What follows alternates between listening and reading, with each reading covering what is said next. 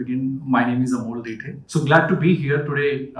And today's knowledge session is specifically about how CFOs are looking at transformation, maybe enterprise transformation, business transformation, and that's why we all are here. So over the next maybe 1 hour, we'll discuss deep dive. Feel free to talk. Feel free to share. Feel free to engage. The only suggestion I want to give all of you is, if, for example, I'm asking something to Mr. Debashish and Saurabh, you want to add something to it, please feel free and continue. Obviously, I have a set of questions, but still, if you want to continue. So let me continue by asking all of you to, give me your introduction. I think you can talk about yourself and your company rather than me talking about, you. And just, it will look very plain. So if you talk about yourself for a few seconds, that would be really great. Debashish, can you begin? Yeah, sure. So I'm Debashish Nandi. I am the group CFO of a company called Thomas Cook, which is headquartered in India but based across about 29 countries, across about 4 continents. I'm a ancient CA, so I've been working for 3 decades now. I've worked across manufacturing as well as services. The last 12-13 years has been in Thomas Cook, but before that I worked with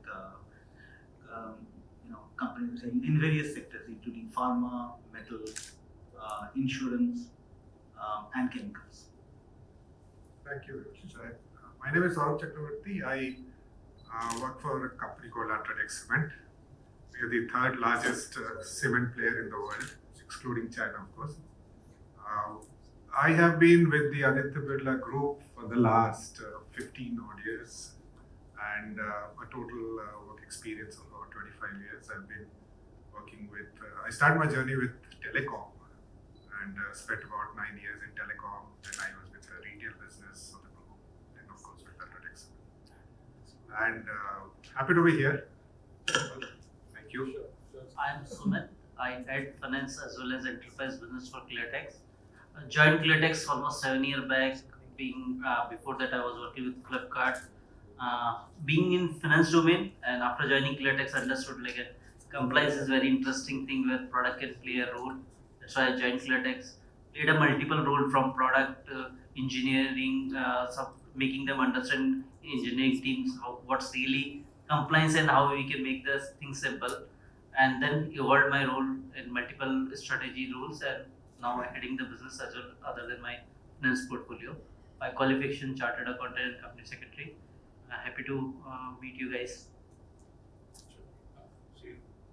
Yeah, good evening. I'm Sriram Swaminathan.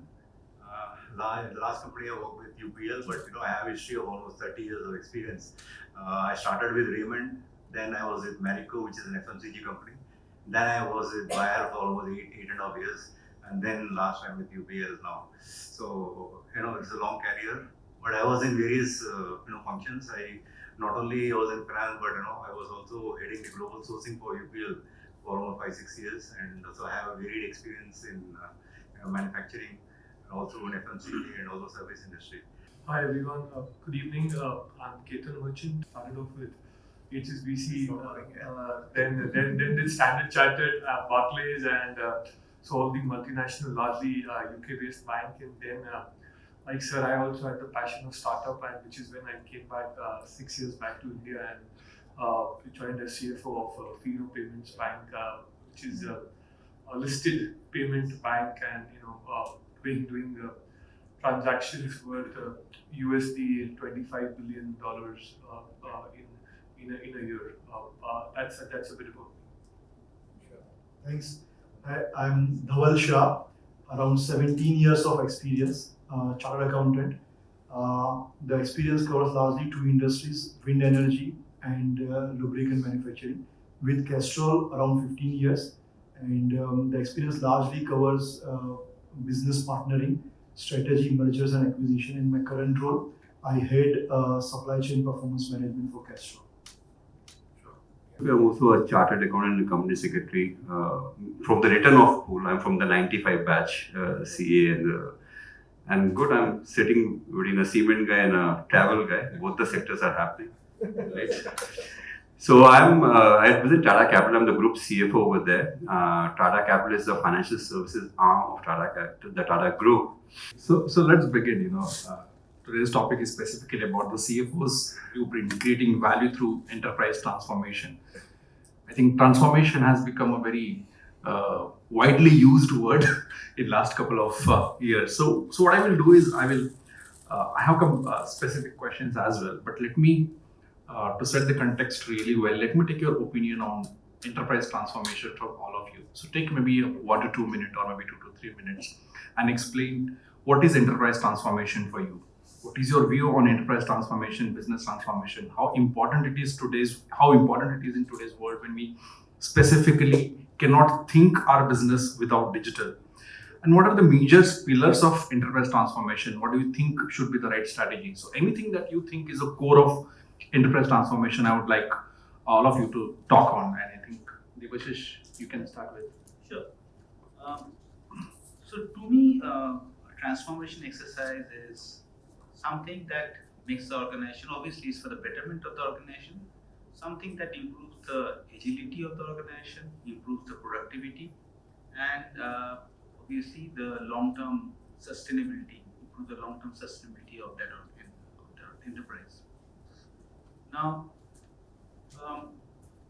being a transformative exercise, obviously this is something that cannot be done overnight. It takes time, it takes commitment, and commitment at all levels. It's not only at the senior leadership level, but it has to extend across the sort of length and breadth of the organization. The results, if you're able to do that, obviously the road is fraught with risk, a lot of risk, because the chances of failure in exercise like this is very high.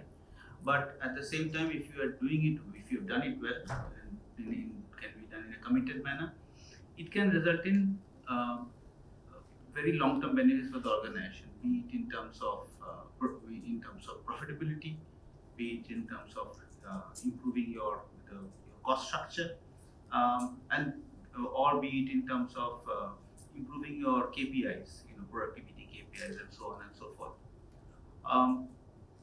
Now, how it can be done? There are various things. There are various tools of doing that. It is not about just implementing a software. Software automation can be one of them. Obviously, automation is an important part of a transformation exercise. But I think the bigger challenge is about a change of mindset. More than anything else, a change of mindset is what is important. Sure, Devashish. Rakesh? So you rightly said it's like a quite abused word in the sense, right? I mean, or overused words. So I think, if I had law on my career, there were stages in decades where transformation was a theme. But I think given the velocity of change which is happening, it's become very much integral part of the DNA, right? I mean, you keep on chatting about it. And if you look at the velocity also, the last 5-10 years, the velocity has been quite high in terms of what's disrupting the markets, whether it's technology, whether it's change of customer preferences, whether it's the way we shop, multiple things are happening in this sense, right? So I think coming back to the point where the velocity of change is very high, transformation doesn't become a discussion item which is discussed in the boardroom once in 3 years or 5 years. It's a quarterly assessment which we do, what we want to do. And if you look at, sometimes people confuse it with digital transformation or business transformation also. But enterprise transformation to me can be a complex or a very fundamental change also at times, which you need to do to the organization. And it results in a very different way the organization kind of operates, so as to speak. And it can come because of external factors. And when you talk about external factors, I think the focus is more on revenue optimization, cross-selling to products, selling your brand better, doing a value proposition which is different.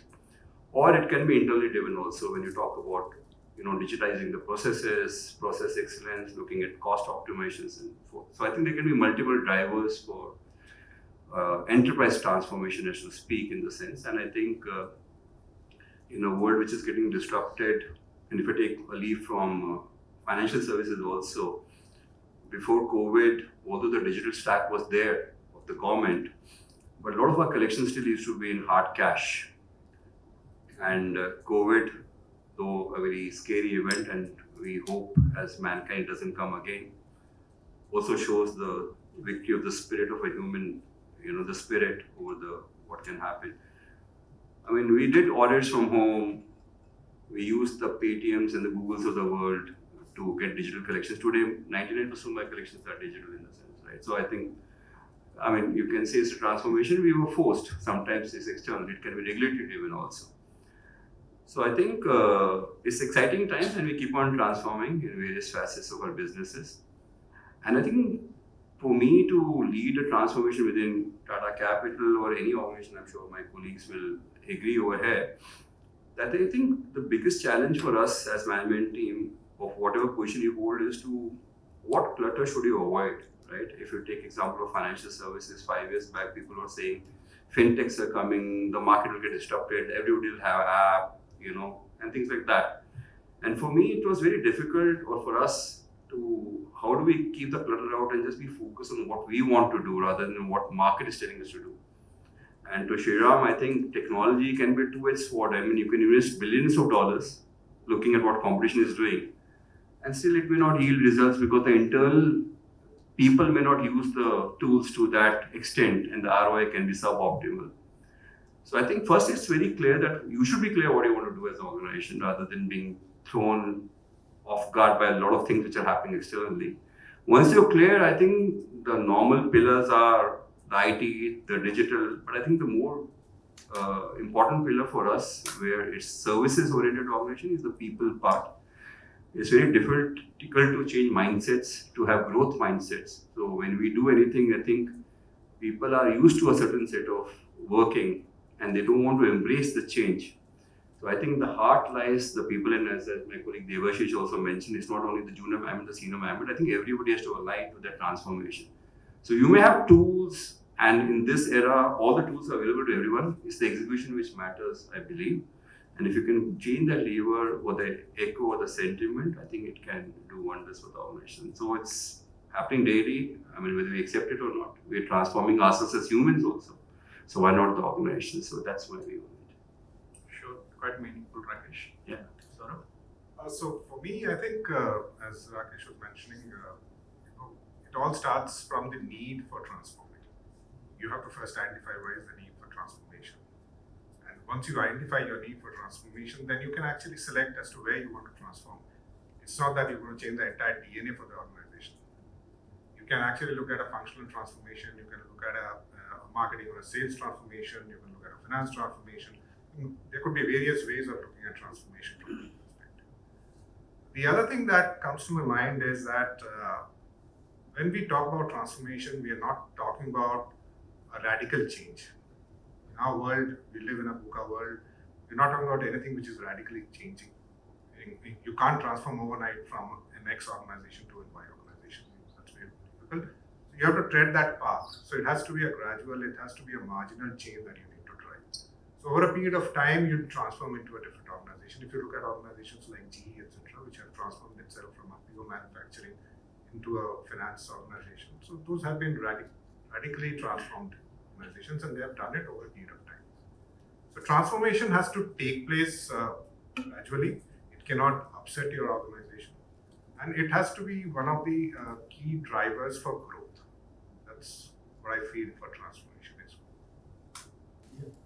So, as we started, transformation is most loosely used word, right? So, in my introduction, I was tempted to answer that I have handled various transformational projects, but I didn't mention that.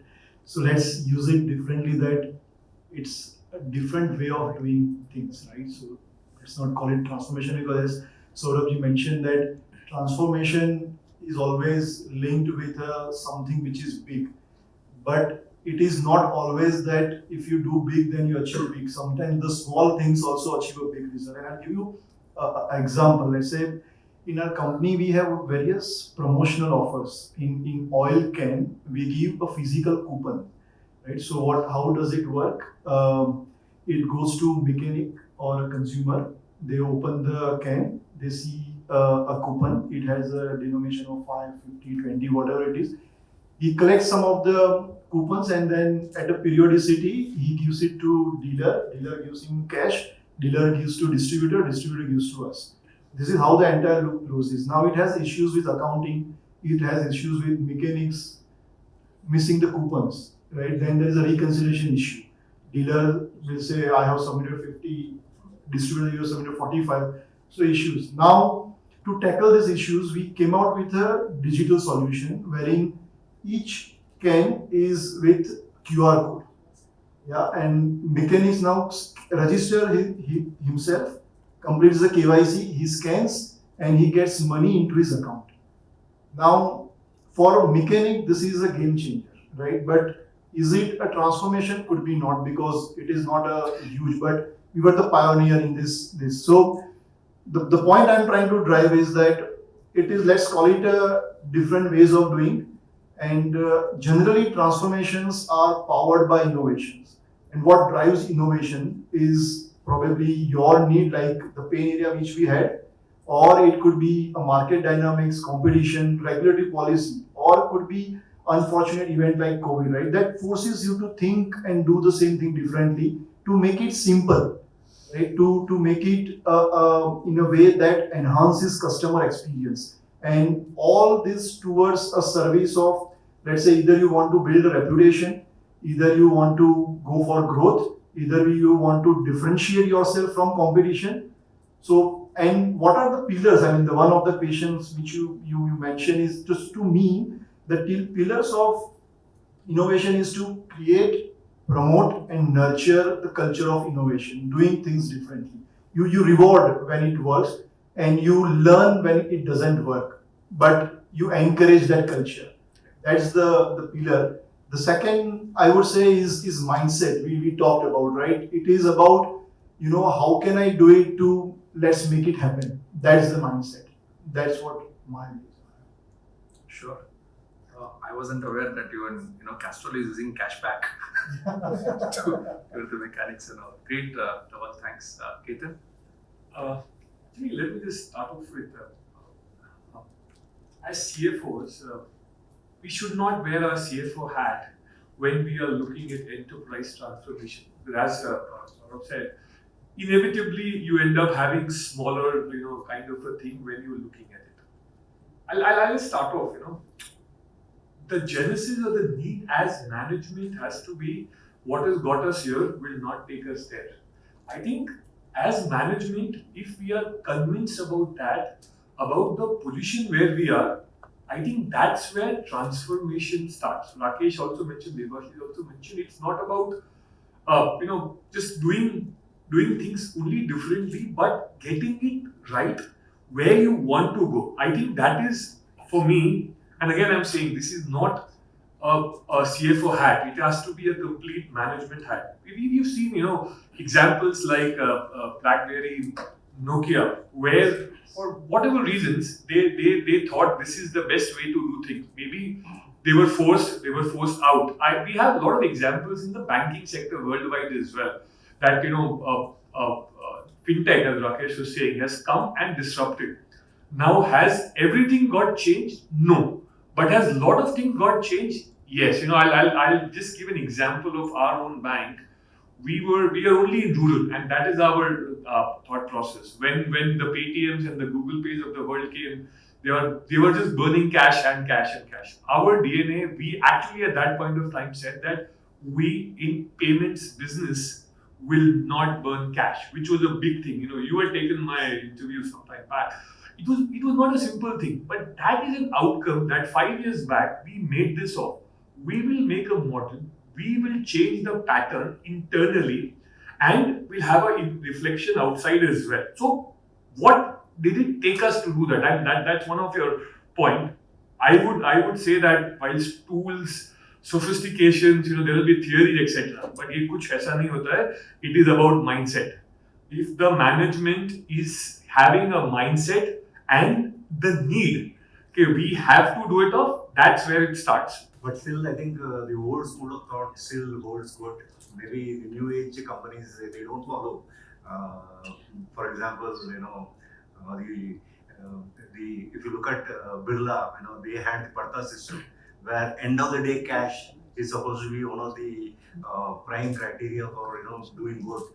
And cash means they were not even inclined to do an accounting, mercantile based accounting, but they said cash on hand is what is good.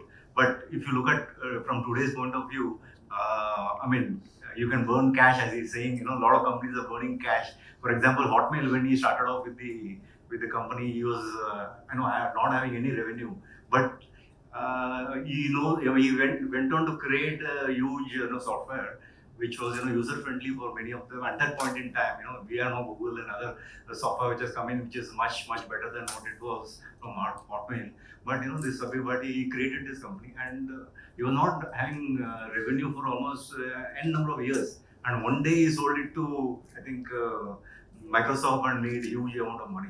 So what I think is transformation doesn't mean you have to end up having value on that day, but you need to look at it from the future angle and sustain yourself in such a way that one day you will be able to create value. So creating value for the shareholder is more important than anything else. Just for the sake of transformation, doing one thing to other thing without realizing what is the value for you is, I believe that's kind of a waste of time or waste of your resources. So I mean, value all the opinions of everybody, which is right, but I feel end of the day you need to create value for the company, for the stakeholders or whatever. Sure. And I think Sriram, no one can deny these facts. Like everyone wants to create a value for a stakeholder ultimately, whether it's internal or any other shareholder or stakeholder. So it's very true. Like a transformation for business transformation for any CFO or any management is important. The purpose of the transformation. If need and purpose is not clear, like I was reading a Gartner report where it was talking like 85% of CFOs are doing some kind of a transformation, but 70% doesn't get their desired result. Either in cost objective they are not able to meet, either timeline they are not able to meet. Means ultimately so the important aspect, like for CFO, like wherever transformation is come out for the stakeholder value or whatever the things they want to improve for a future need, the needs, if it's clear, like I believe like it's become much more concrete way how we take a buy-in of management or all the support system which is required to make it successful, or like the change management, which is the biggest bottleneck in these days, right? The mindset change from like when computer world came, like people were like resisting like why to move to a computer, but with the time people change. But now transformation bring a lot of anxiety in the teams ki hey, whether this will give me a goodness or whether my job is at risk, all those things. So at all level, different kind of a mindset and bottlenecks are there in mind. But ultimately, if needs is clear and objective is clear, then any transformation project can be driven, and like all stakeholder can get a right value out of that. So that's very important. Like any transformation project, any CFO takes to make it successful. We have Melroy, also with us. Melroy is from. Apologies for joining late, and no excuses to offer for those apologies. No worries, Melroy. So we did two things. One is I asked everyone to introduce themselves, talk about themselves, and then one common question to everyone about enterprise transformation. So please go ahead and talk about yourself and then enterprise transformation. Yeah, so very briefly about myself, I'm with Indian Hotels, as the placard says, and this is my 25th year. So just second job, first one in KPMG and second in Indian Hotels. So we call ourselves lifers, prisoners in this company. But the good thing is I've done a lot of things in the company in the 25 years, short of becoming a CFO. So really, all of you on this table are my aspirational positions. But I have shadowed the CFO closely, been a CFO of smaller companies, handled some part which 25 years back we didn't call it transformation. Today we are calling it transformation. Actually, we always did the stuff, but there's a new word coined, and that's about me. More of it on LinkedIn. Regarding, so I was just understanding that is ideally, when I thought of this, I thought that if you have a fantastic business model, there's absolutely no need of any transformation, right? Because transformation involves time, it could be a distraction, it could be, resources. So nobody gets up in the morning and just says we have to change. There are probably external triggers and there are internal triggers. If there's no trigger, then it is the expectations. because everyone wants higher profitability or higher hits or higher counts or something higher than previous, because that is the competitive nature. But if we go with something that we will offer you ROCE, return on capital employed, or we will offer you as value, finally it is money, because it's a profit motive, right, of a corporate. Or if it is of a cooperative, then probably something else. But most of us are in the corporate world, so we're discussing profit. Then it's fine. So I think somewhere the stakeholder wants sustainability, but we end up running on a treadmill and increasing the count. So I agree with some of the views here, Ketan, you mentioned. The purpose is very important. So if we had a great business model, good. If we don't, then probably our enterprise transformation should gear towards that business model. The second part is you could have a great business model, but you also need a equally good operating model, because how you deliver that business model is actually in the execution of it. And there I think there are a lot of external triggers. In the last 2 years, we thought the pandemic was something which we've all got over. No risk management ever picked it. It was like we had black swan, we talked and all, and we saw it. And then we had this Russia-Ukraine war, and things will keep coming. In fact, for the hospitality industry in which I am, when I started my career, it was the Cargill and it was the H1N1, and there is no end to it, because our business is affected by exactly the headlines of the day. You read the headlines and you decide whether you want to travel this way, that way, or stay put. So this is what I have to offer, my 2 bits about what I think about transformation. Ideally, status quo is the best, but unfortunately, or for us CFOs, fortunately for the consultants and lawyers, even opportunistically, transformations are here to stay.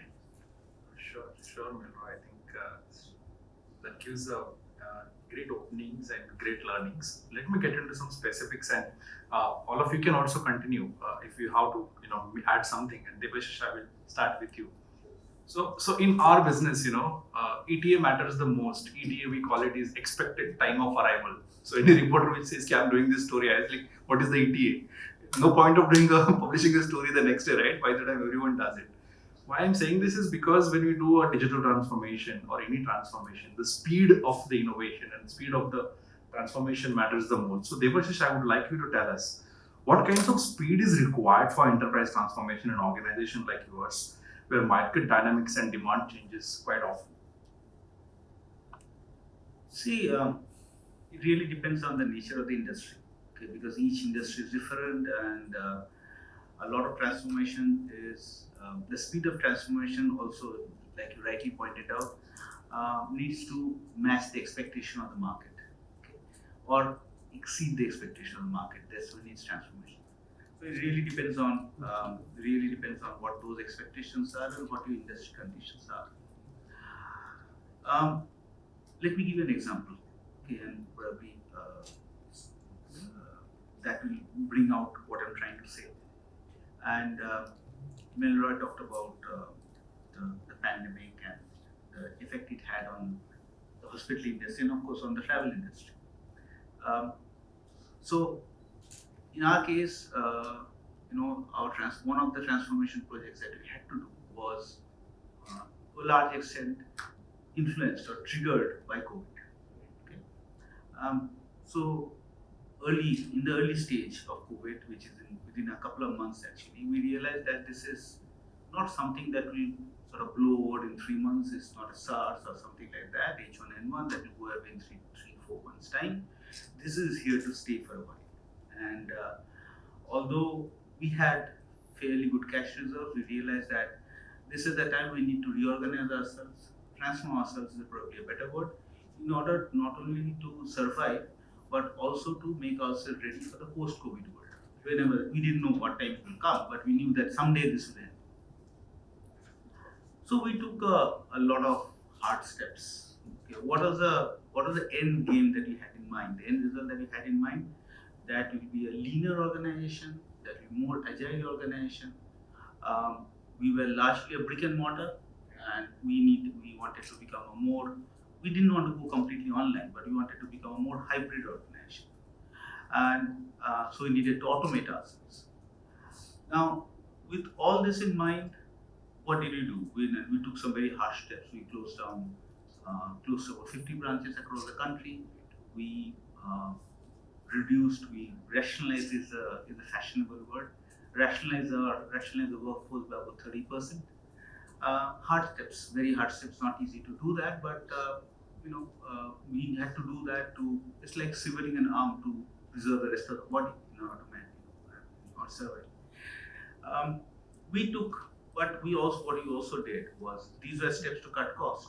What we also did was for transformation. What we said that let's also do the automation because when business comes back, we don't want to get those 30% of the people back. So that would again push up our cost base. We needed to be lean and agile, and therefore we went into a series of automation. We spent money, as I said, we had some cash. We use a lot of quite a good amount of cash on automation, so that we can, even if we go back to the pre-COVID numbers in terms of revenue, in terms of sales volume, etc., we won't need to employ any more people. Now, it took us time. Honestly, that took us about a year to achieve because it is a large transformation. And as I said right in the beginning, it was also about changing the mindset. It was led from the top. Somebody on the table mentioned this that you can't be completely democratic. You can't do this by a poll, right? An opinion poll. It has to be led from the top, but you need to buy in your people's support. So you have to ensure that otherwise the project would never be a success. So we managed to do that. We managed to point out to people that we are taking the hard step, but this is what we are aiming at, and this is what is going to give it to us. And today, 3 years out, we have now started seeing the benefits. In the sense that, to be very honest, we are still not back to pre-COVID levels. In some places we are, but at overall level, at organization level, we are still probably about 80% of what we were pre-COVID. But today our profitability is far higher than what it was pre-COVID. So, in a year, and possibly the current year will be that year when we go back to pre-COVID numbers, our profit will be far in excess of what we had ever done. At the same time, we know that a speed of response, money is or profit is a key driver, and stakeholder values you in terms of the profit that we generate. Stakeholder return is important. But there are other things. There are other stakeholders in terms of customers who look at the speed of response. Speed of response today is much faster. For example, if you came to us 4 years ago and asked for let's say a trip to Switzerland and asked for a customized itinerary, we will probably take 2 days to create one. Today we can create it on the fly, sort of create it across the table. Now, speed of response is today is much better, and this is just one example. This extends across multiple dimensions. Now, so all this was effectively, while the organization is all good for the organization, it was created by circumstances. Yeah, the circumstances actually forced us to look towards this, and made us push us in this direction. We created that willpower within the organization that to overcome this uncertainty, to overcome the obstacle that we have had.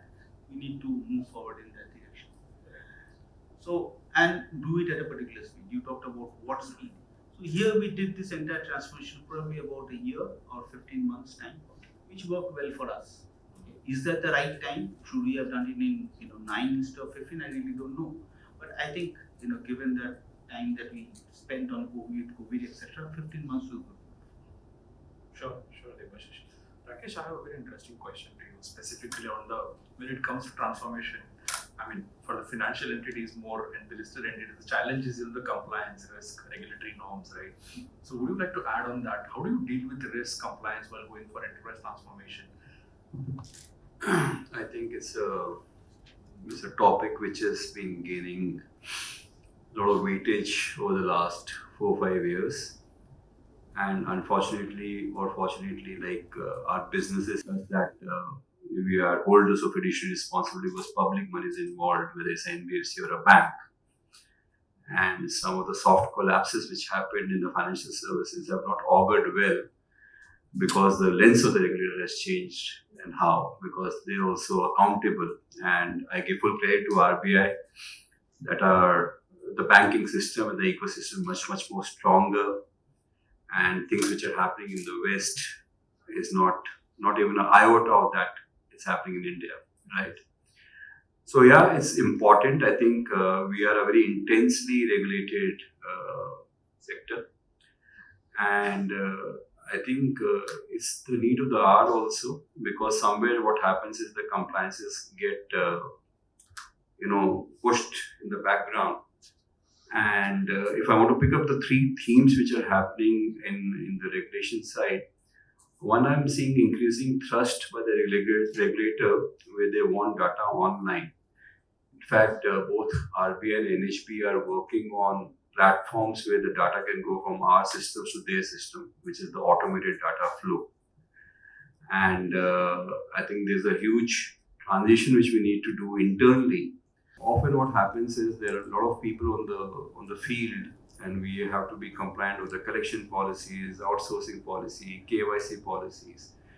And I think one of the challenges which I see is that as you scale organizations, like we were 1,000 people 10 years back, we are 50,000 people right now. How do we get the right DNA in the company so that what is being discussed in the head office gets percolated down to the last mile, to the last branch? That becomes a huge challenge because you hire people across from various companies, from various cultures and everything. So that's the other thing which we are conscious of, that because those can have long-lasting brand impact also in case things go wrong on the field stuff. So that's one more area where we are conscious of onboarding, policies, fair practices code. I think that's the other area which intensity is increasing. But I think much more warranted because of the responsibility we have, because we hold public money close to our heart and we're lending based on that. So I think it's in the right direction, and kudos to RBI for making it happen. And I think if financial services were able to see the COVID period through, it was because of the timely intervention which RBI did. They came with moratoriums, the restructuring policies. Multiple things happened to support the ecosystem. And there has been a lot of focus on MSME lending also. The ECLGC scheme which happened. So I think it's a fine balance. I think the onus is on us, on corporates, that while chasing aspirations, revenue lines, bottom lines, we also act as a responsible citizen and make sure that the law is followed to the T. I think that's what is important in the sense. You have to balance. It can't come at a cost of compliance. There's no way it can come. Yeah. I'm sure I should have a lot to add specifically. He comes from an NBFC because he Yeah. happened to use I a nice can go on. I can. he used a nice term called soft collapses. Actually, they were hard collapses. Yeah. So thanks, Rakesh, for adding that. You also touched about pain points. So my next question is about pain points, and Saurabh, I would like you to add there. Generally, when it comes to transformation, what are the major pain points as a CFO that you face? I think as I mentioned, the need for transformation is something that has to be identified. And then the larger pain point is that people don't want to change. That's the only pain point. I think once that happens, and as Ketan was actually alluding to it, I think everything else falls in place. So it's a very top-driven objective that has to be laid out. So if you want a transformation and you know the path to transformation is there, you'll have to drive it from the top. And that change management is something that is the only thing that is missing. If the mindset changes, everything changes. I can give many examples. I come from a manufacturing company. We are trying to do some changes, some transformations. Those are marginal, of course. It cannot change drastically. But for example, as Devashish was mentioning, I just remember during COVID time, we had to shut down one fine day, right? Which 20th was the last day that you could be in office, you had to shut down. There was a level of employees who never had laptops. So now that's a transformation that is to happen. So you only have one day to fetch laptops for so many employees who are below a particular run, who do not have laptops, and our IT was running helter-skelter. So that's the transformation that has to take place, and it has to take place overnight. So and it has to be top-driven. So it happened. So I think that's the only piece that has to fall in place. The rest of it is the journey and the tools around it. For sure. Actually, if you, just wanted to add on to this e-invoicing, basically, kind of created a lot of value to the CFOs. One, the unorganized sector, they had to burn their this thing in this entire system because they were used to doing no invoicing or without invoicing, sending the goods and taking credits and things like that. So with the e-invoicing, a lot of things is improved. One is the ITC, the credit, which used to used to take a lot of time when you have to do a manual reco. Those things has kind of completely streamlined. Now from the GST portal, it is coming automatically for you if the other party has paid the GST or not. Earlier, when you were taking it blindly after the end of the year, when you do the filing of return, it used to come as a shock for you, saying that the party has not even paid the GST and then they are claiming from you. And these are the enormous kind of benefit which has come to the organized sector or the company which is doing very legally and logically. For them, it was a great support of the government. So that's tremendously improved in those areas. Just want to add one example, I think most of my colleague must be knowing, like in e-invoice, government just recently brought one law ki within 7 days you have to generate e-invoice. After that, we will not allow. Many of the CFO were not worried about the 7 days. They thought like how I will close the books within 7 days. Because if you have to raise the e-invoice within 7 days, means you have to close your books of account within 7 days. So the pain for them, like today I take 60 days, 90 days, I keep raising the invoice for previous date, especially like a March end. Like March when people keep booking in April, May, June, because when you file the taxation 3B, you can make the just tax payment. But now, because government is pushing like people needs to close the books of account on time, they are saying, okay, you generate the invoice within 7 days, after that I will not allow. Means your revenue, everything will not be any valid proof that you have generated this revenue. So government is thinking 3 steps ahead. Like people are thinking they are just want to get a compliance, but internally and backend they are connecting all the dots. Today, like e-invoice connected with GST, GST connected with income tax connected with TDS. You make one place mistake, you will get a next day notice. Please explain the reason of these two differences. So like digital transformation or the e-invoicing, all those things are few examples from a government side, but government is thinking 3 steps ahead than the India Inc. today. But I think still there are some smart people who are trying to. But I want to just tell you one thing, no? Okay, sorry, you want to say that? So in fact, when this faceless assessment also came, there were apprehensions, but I think they've gone very smoothly. I have no qualms in admitting that if you look at the things which has happened in the ecosystem, whether you talk about the GST portal, the reconciliation, or the tax side, the e-invoicing, even you talk about the entire digital stack of India, whether it's the UPI payment system or XYZ, or even the passport. When you go, you get a passport in 10-15 days. So I keep on quoting to my team also when we look at finance transformation, if we want dashboards or tableaus to be introduced, I said, if a government can do that in a year, what stops us? They're becoming role models in a lot of ways of what they've pulled in the last 8 years. You have to give it to them. But I keep on quoting, I just thought I'll share an analogy because I was talking about some Python dashboards, team was saying it'll take 6 months, and I was saying, why can't we do it? So yeah, it's a very different, you have to introspect sometimes and see. I was just adding on the reconciliation part that yes, it is definitely helping us on a month-on-month basis to track all the input tax credits are received or not. But actually, a lot of fintech companies are coming out with machine learning language and AI to correct it automatically. I think Clear is one of them. one person who is inputting data. Earlier, multiple people were inputting the same data. Why you need to do it? So you, as a vendor, he is putting the data in the system. You as a customer, you are putting it. The service provider is putting it. The government is putting it. Everyone is putting it. Now, one person who has captured the data is seamlessly passing on to the others. So that is a wonderful system that reinventing this every now and then. let me move ahead and ask some specific questions. So, Dhaval, I will bring you here. What kinds of results do you seek out of enterprise transformation whenever you look at transformation? How do you maybe craft a strategy for the result? What is that result that you define by adopting some transformation? So let's say transformation, as earlier when we described, there has to be a purpose, right? Why we are transforming, right? What are we trying to achieve? But so obviously would be a specific purpose what we try to achieve, and it depends upon transformation. Like we talk about GST, it was a transformation, right? And it has a chain impact, right? But specific, let's say what I look for in transformation, one is it should in service of growth. That growth could be revenue growth, that growth could be customer growth. Second, it could be it should make life simple. It should enhance customer experience, right? So let's say take example of Amazon convenience, right? So that's a transformation. It's a 11 o'clock in the night you can order something, right? So simplification, you're changing life.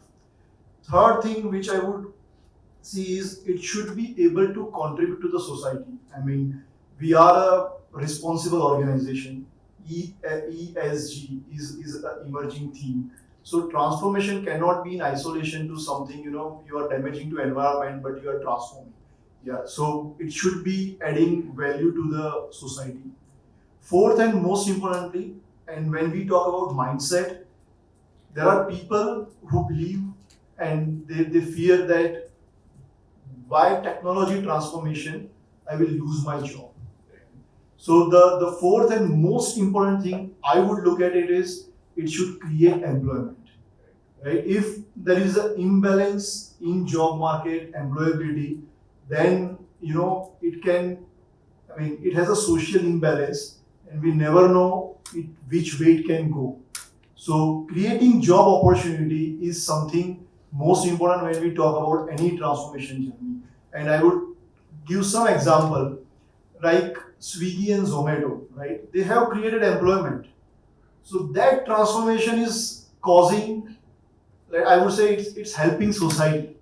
So I mean, these are the four things I would see in any transformation. Ketan, again, Fino is not a very, very old company, not a very new company. I mean, it started, then it got a license, got a payment back. So my question to you, and considering the innovation happening in the finance space now, we have more than 20 unicorn fintechs in that space, right? And everybody's coming with a different innovation. So my question to you is, is it easy for newer companies to adopt transformation or go for a transformation? Or is it very difficult compared to traditional companies? How is it? It's a very interesting one. My prima facie answer, and as I said, barring Fino, most of the other banks which I have worked in certain cases were old 100 years and 150 years as well. Okay, so there is definitely, I think Debashish also mentioned about agility. When you have relatively new age companies or new companies or companies which are in existence for 10, 15 years plus, they should, and they do rather, have a very distinct advantage of transformation. Now, I think we should also understand the reason for that. Okay, I think Melroy mentioned he used some words. He's been 25 years out there, and I know. Honestly, for all of us, Rakesh also mentioned when he went into the failed venture, there is a lot of learning which comes out of doing some things in a very different kind of world, okay, and failing or success, etc. The mindset of these new age companies, and I have been on both sides, both extreme sides, is you define a purpose, or you define, as Dhaval was saying, you define an objective and go full hog on achieving that objective. As compared to a relatively old age company or relatively mature organization, getting that thing really right, that this is the purpose. We are all convoluted as human beings. We want to do this, we want to do that, etc. I think, and I rather strongly feel, new age companies, whether in technology, agility, in mindset, in terms of people, some of the leadership team which I have taken, are 35, 40.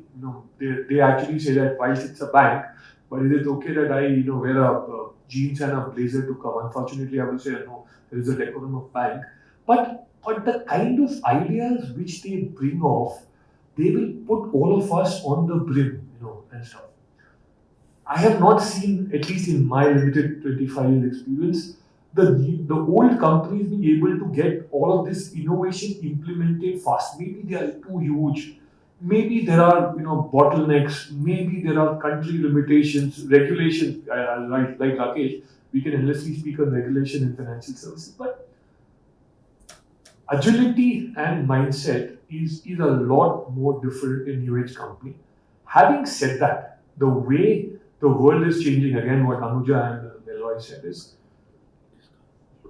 all the regulators and government are ahead than most of the India Inc. or the globally, I can say as well. So the gap of agility between the structured company and the new age company, whilst there is existing, it is narrowing. Some are new age companies might be doing it because of their willingness. Some structured companies may be doing it because they have to do it. So long and short of it is, new age companies have a relatively cleaner slate, and as Saurabh said, the pain point is relatively lesser. The pain point is there, but it's relatively lesser. So implementing a transformation in the new age company, or relatively not a structured or a organizational matured company, in my view, is quite better and faster, is my thought process. Yeah, so just a thought, I don't know, but Ketan, if the new age company has an existential threat, does it actually give that impetus to transform faster? Yes, I think you hit the nail. You hit the nail completely. Okay. यार ये नया as का company में it is this is or nothing. Okay. So that in a human way also helps a faster transformation or faster acceptance of the purpose. You hit the nail. Sorry. See, basically, for a new age company, there is definitely a risk or threat is there for existence, and you need to overcome that. But the new age company is funded by the VCs. If they have huge cash, then they have a different viewpoint. And if the cash is gets depleted, or if it is put in the bank, which is gone fat or whatever. So Those were the times, at least 18 months back. In last 12 to 18 months, it is you flew by yourself. Yeah. So it all depends on the situation, So if you're funded, if you're funded by good VC and you have huge money to burn out, yes, you continue to sink along with it. Or if you don't have anything for tomorrow's survival, then better be agile and come out with some option which is going to make you survive. But I would just add, I think interesting discussion, but I'm not talking from the current because I've been an entrepreneur. So see, when you're starting on your new and you're trying to create a product segmentation or trying to create a space in the market by pushing shoulders or new products and everything. So innovation comes in automatically because you have to create that space for yourself, right? So apart from being that existential threat, you have to announce your arrival also. So you have to be quite agile, you have to scale. Other thing what I've seen is that, and I can be wrong, but that's my own opined view, that when these new companies, I've been watching all these companies, so they have the entire technology stack in-house, including coding, development, agility and everything. What happens, companies which have been there for 60 years, 80 years, they're running on legacy systems. Now to change that over time is a nightmare. It's a nightmare from a system polarity perspective or transforming perspective. So some of these factors also play in. What happens if the organization becomes very big? So growth normally comes from two factors. One is the tailwind of your brand, you're growing at a compound rate, and some new things which you do. Sometimes some innovations or an area can be very decimal point in a big turnover also. So they may ignore it and they'll say, okay, let's watch this space, let the dust settle and then we'll get into it. So the multiple factors. But I think you have to create a shoulder space, existential, the legacy systems. I think these come together to define elephants can dance or not. It depends on, I think that's the other. I think earlier conversation we mentioned that business value and sustainability part, right? That matters the most because when you speak about the fintechs, right? In the hot summer they're shivering now because the winter is the funding winter is terrible, right? So valid point. Sriram, let me come to you and uh, ask you a very traditional question. When it comes to the transformation, culture is one of the major aspect, right? So how can organizational culture be transformed in making the change happen? Wow, yeah. It's a very interesting question because we in UPL we had done a multiple acquisitions over a period of from almost 2000 to 2023. So we had a lot of cross-border multinational nationals coming into the board, coming into our workforce. So we being a traditional Gujarati company, we had to face employees from Netherlands, Europe, UK, US, and things like that. So it's a big challenge. So HR plays a very big role in this, bringing these people together. So what we did was, we had organized a lot of cultural events, cross-functional events to bring people together. So we had initiated, once in a year, BLT kind of a system where, leadership team from various countries used to come and assemble in one place. They will project what is, goals, vision, and things like that. So it's a big challenge, especially when you're a multinational, multinational company and all the nationals come together. They have different, for example, in Europe, in India, we used to, work till 9 o'clock, 10 o'clock, things like that. People were, they were not asked to work like that, but they tend to work. If somebody asks you some question, you reply immediately, in India. Whereas in Europe, it's not like that. So you at 5 o'clock, they are, their work-life balance and other areas kicks in, and they work. They do work 9 to 5 very religiously and try to complete their assignment on time. But that was a complete cultural shift as far as we are concerned. So we had to adopt their philosophy. Sometimes we had to balance out a lot of things. Sumit, my question to you now is, I'm sure your view will be a little different, but you must be advising and talking to a lot of CFOs, right? Finance head. So I would like you to tell us what is your learning in terms of how do you see CFO's desk changing these days? What are the requirements they have?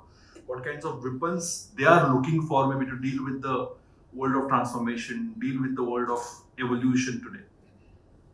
It's a great question. Like these days, I can say CFO role is not like a erstwhile CFO just being bothered about the books closure or just accounting happening on time or correctly or not. Like today, like a CFO is I can say is a business partner for CEO. Like, and you can see like a lot of CFO becoming CEO and going in that direction. These are like today CFO is playing a crucial role for a business.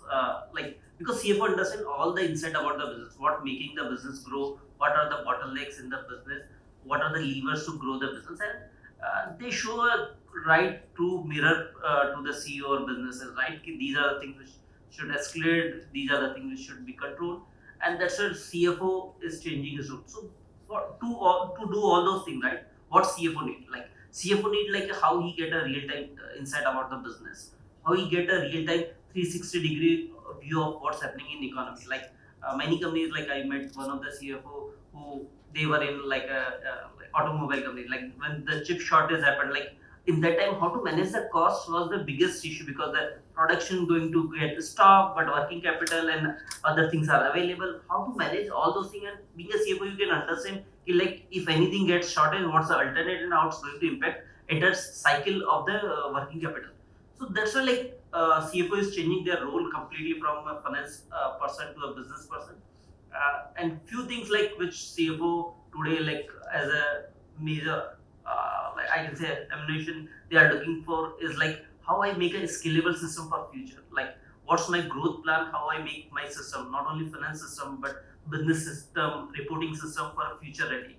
Because these days the growth plans like get sanctioned or business units get added like overnight. Like today companies decide okay from after next day or from next month we have to start this business. Like are we as equipped to do all those things? It's not like where we used to do a 5 year planning in earlier days where we used to plan okay this is going to be my 10% 15% growth year on year. these days companies plan for 100% to 500% over the year growth, and because that's the competition. The way competition is reacting, you have to react overnight. So these are the things where CFO is looking for how they become future ready and become much more agile and become a like sound business partner for CEO and become a part of a growth for the business. Sure. So in my specific round of questions, Melroy and Yash, I missed asking you because we just engaged into conversation. So Melroy, my question to you is, what are the best tools and models to adopt in today's times? I mean, we have so many applications and vendor managements and this and that. But if, in your own view, what are the weapons or the tools and management skills that the CFO should have?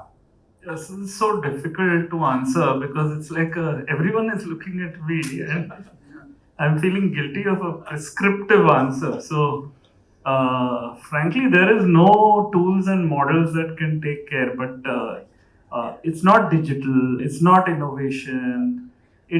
I think we have to be curious first of all. We have to ask the right questions, and we have to ask the right questions with a view to listening actively.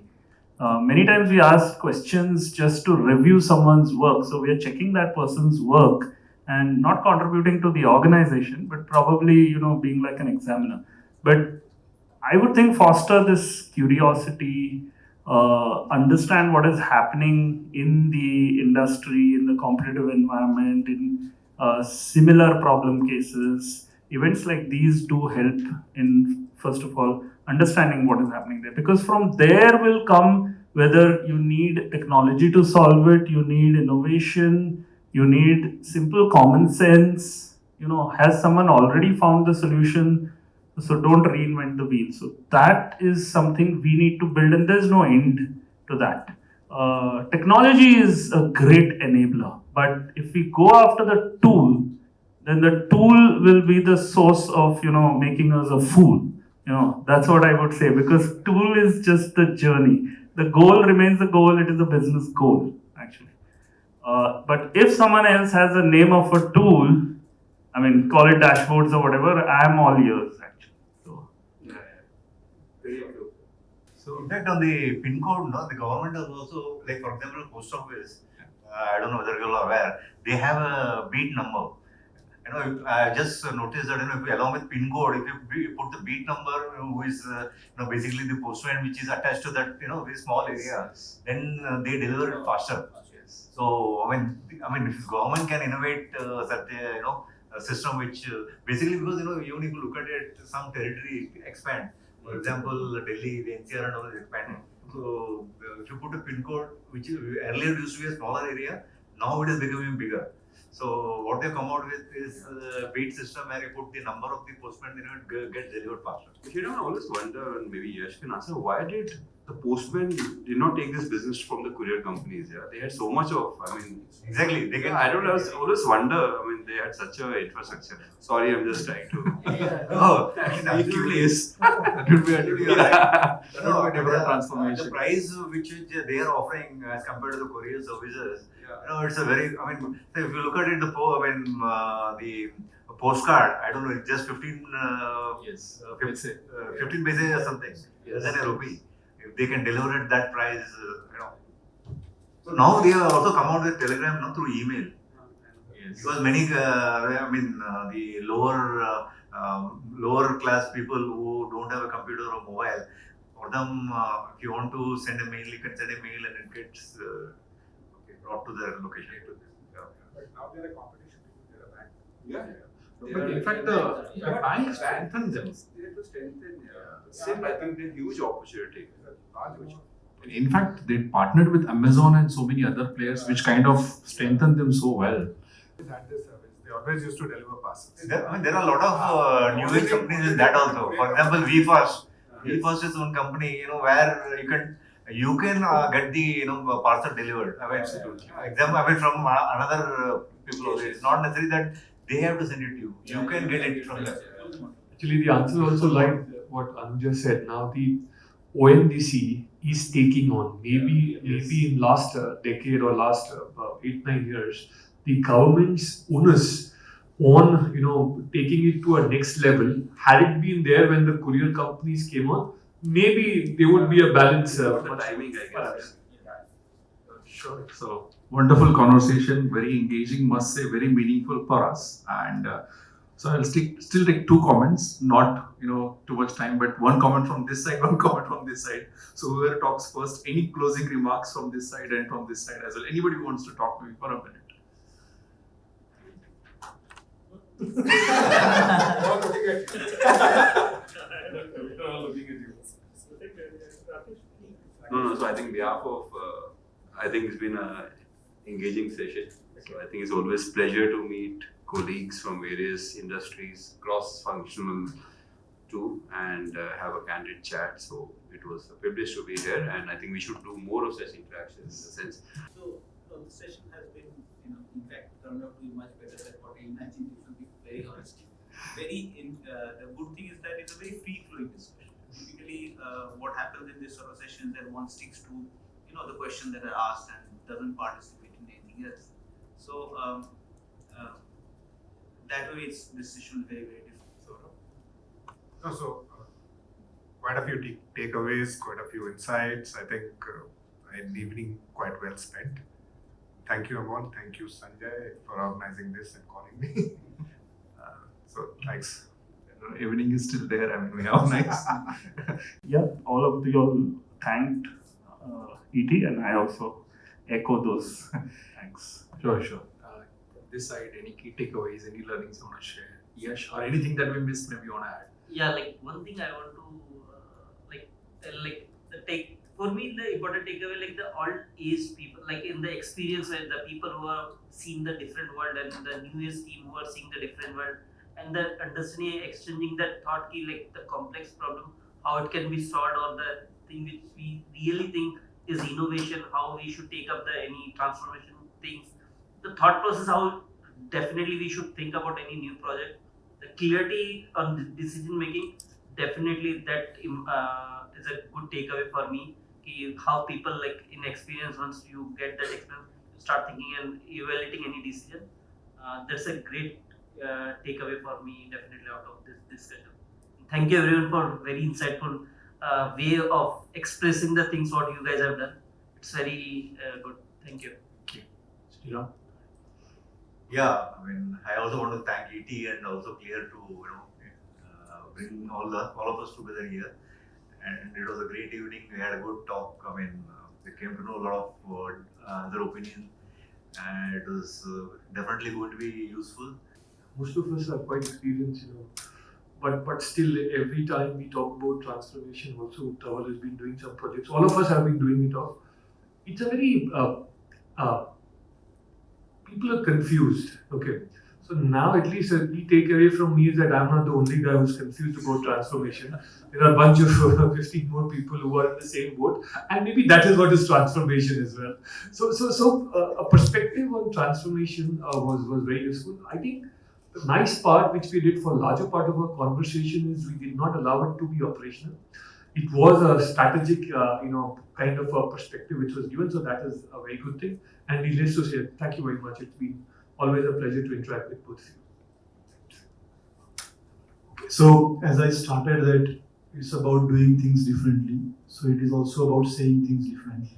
Yeah. So Ketan summarized well, but it's the same thing. Crows are black and doves are white.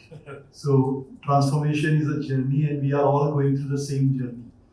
So that's good to know that the pain points are common, opportunities are common, thinking is common, culture, mindset. This is all we discuss, and that's the crux, right? If you want to drive any kind of change, that is the common platform to achieve the success. So that's the key takeaway, that everyone is on the same page. Thank you, and thank you so much for coming and sharing really meaningful thoughts. I'm sure I got a couple of stories, some good headlines, which you will see on the website. But I was thanking earlier. So I want to pick up two takeaways. Right. Sure. 1 minute. So I think we spoke about the way we call it transformation. It's a continuous journey. It's a continuous journey or whatever, but I think the takeaway for me is that you have to be at it. And I think the major cue which I took from my colleague on the right side was that, you have to do the smaller things. And sometimes you talk about the power of compounding in investments. So in the organization journey, also the power of compounding can be manifold if you do the smaller things which are focused, as Melroy mentioned, with the right intention, with the right metrics. It can lead to much more bigger results in times to come. So that's one big thing. Thanks for highlighting that. The second thing, when you talked about culture, I think to Shriram, I think it's a new generation, and personally, I feel that we have to unlearn a lot to learn new things when you have to manage people. I think that's one of the important takeaways which I'm taking home, because I think the generation is different, their aspirations are different, they want more experiences. For us, we have to transition from a boss to a coach, to a mentor, to a friend. So I think this entire thing which we have to look at it is a bit differently. And I think if those two things happen together, maybe you can have a different experience within the organization. So I just thought I'll just mention these 2 points. Sure, sure. So thanks for being so open and sharing your thoughts.